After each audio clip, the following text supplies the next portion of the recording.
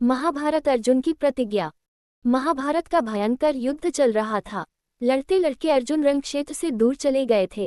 अर्जुन की अनुपस्थिति में पांडवों को पराजित करने के लिए द्रोणाचार्य ने चक्रव्यूह की रचना की। अर्जुन पुत्र अभिमन्यु चक्र व्यूह भेदने के लिए उसमें घुस गया। उसने कुशलतापूर्वक चक्रव्यूह के 6 चरण भेद लिए, लेकिन 7वें चरण में उसे दुर्योधन, जयद्रथ आदि 7 महारथियों ने घेर लिया और उस पर टूट पड़े। जयद्रथ ने पीछे से निहत्थे अभिमन्यु पर जोरदार प्रहार किया। वह वार इतना तीव्र था कि अभिमन्यु उसे सहन नहीं कर सका और वीरगति को प्राप्त हो गया। अभिमन्यु की मृत्यु का समाचार सुनकर अर्जुन क्रोध से पागल हो उठा। उसने प्रतिज्ञा की कि यदि अगले दिन सूर्यास्त से पहले उसने जयद्रथ का वध नहीं किया तो वह आत्मदाह कर लेगा। जयद्रथ भयभीत होकर दुर्योधन के पास पहुंचा और अर्जुन की प्रतिज्ञा के बारे में बताया। दुर्योधन उसका भय दूर करते हुए बोला, चिंता मत करो मित्र, मैं और सारी कौरव सेना तुम्हारी रक्षा करेंगे। अर्जुन कल तुम तक नहीं पहुंच पाएगा, उसे आत्मदाह करना पड़ेगा। अगले दिन युद्ध शुरू हुआ।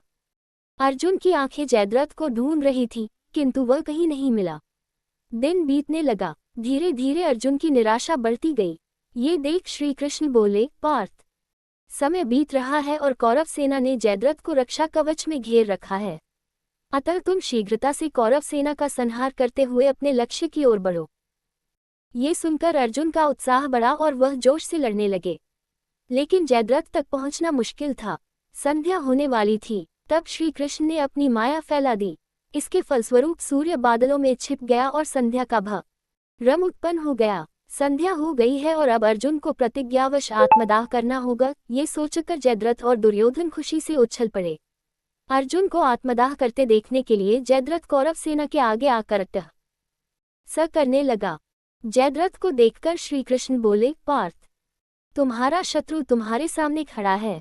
उठाओ अपना गांडीव और वध कर दो इसका। वह देखो अभी सूर्यास्त नहीं हुआ है। ये कहकर उन्होंने अपनी माया समेट ली। देखते ही देखते सूर्य बादलों से निकल आया। सबकी दृष्टियां समान की ओर उठ गई। सूर्य अभी भी चमक रहा था। ये देख जयद्रथ और दुर्योधन के पैरों तले जमीन खिसक गई। जयद्रथ भागने को हुआ, लेकिन तब तक अर्जुन ने अपना गांडीव उठा लिया था। तभी श्री कृष्ण चेतावनी देते हुए बोले, हे अर्जुन, जयद्रथ के पिता ने इसे वरदान दिया था कि जो इसका मस्तक जमीन पर गिराएगा उसका मस्तक भी 100 टुकड़ों में विभक्त हो जाएगा। इसलिए यदि इसका सिर जमीन पर गिरा तो तुम्हारे सिर के भी 100 टुकड़े हो जाएंगे।